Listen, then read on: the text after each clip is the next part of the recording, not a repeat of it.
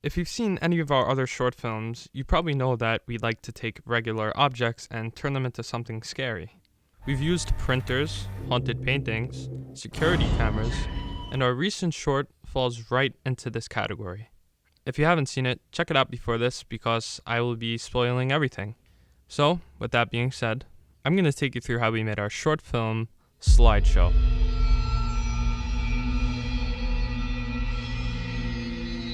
I knew I wanted this one to take place in a room that looks like it's not used often at all, and that's where the garage actually came in handy. I had never thought about filming in there before since the lighting is pretty terrible for a short film, so a lot went into planning to make it look as old as possible by using white sheets and making it work with the lighting, which I'll get into in a bit.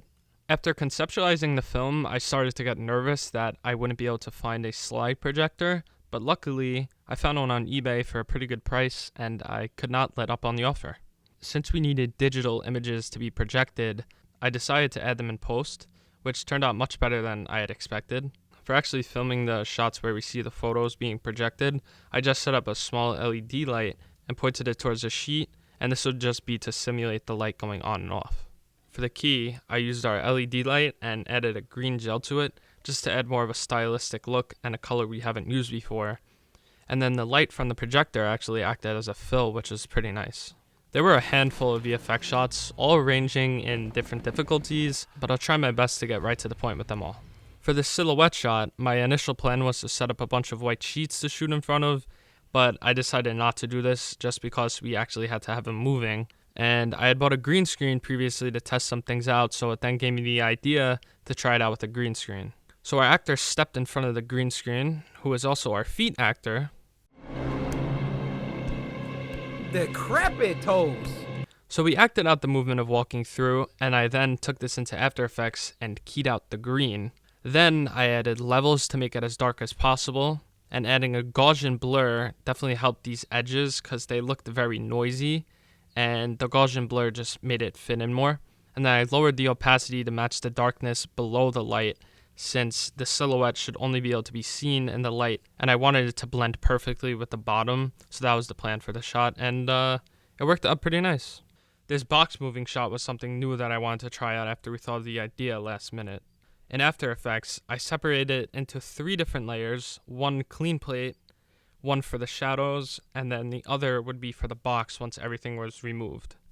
To remove myself from the shot of shaking the box, I used a roto brush in After Effects to make a mask around the first frame shape of the box, and then the program did the rest, and by just adjusting certain frames slightly, I was able to completely remove myself. I then composited all the shots together, and all I could say is that the roto brush is a really powerful tool, so definitely try to use this if you are looking to do something similar to these shots, and it works really well. For this shot of the sheets falling down, it's kind of like a reverse version of what we did in REM, but just a little bit different.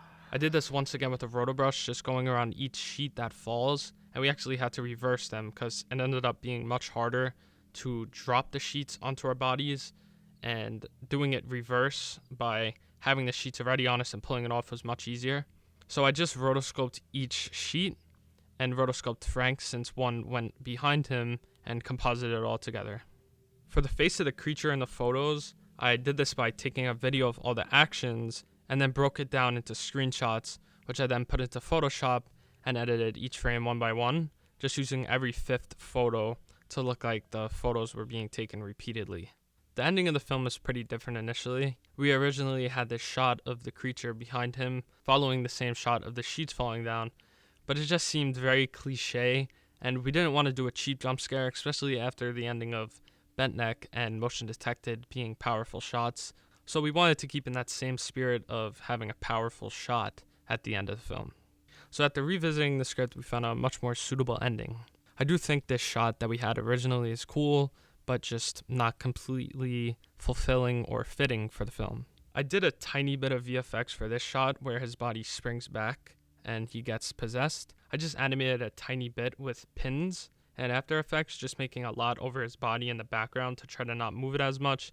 And for this shot where we see his face possessed, I photoshopped some ghost eyes and tracked them onto his face in After Effects. And I also tracked on this growing motion of a monster mask texture onto his face. There's actually two small Easter eggs in the film. The first being the date on the newspaper and the corresponding slide to it. August 10th is my birthday, so I always try to hide that into places wherever I can, and this was definitely a perfect spot to put it. Another small one is this photo here, which is very nostalgic to us, since it is our child dog, Lola, that Frank and I grew up with.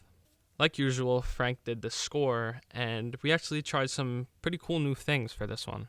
We bought a cello bow, and by putting this stuff called rosin on it, you could bow it against a cymbal, and it makes this really sharp sound. And you could get a lot of different sounds on it. It just depends on what the angle is that you do it, and depending on the person really who actually bows it. So we each just bowed it a couple times, getting nice sounds, and we used a couple of them throughout the film, which is really cool.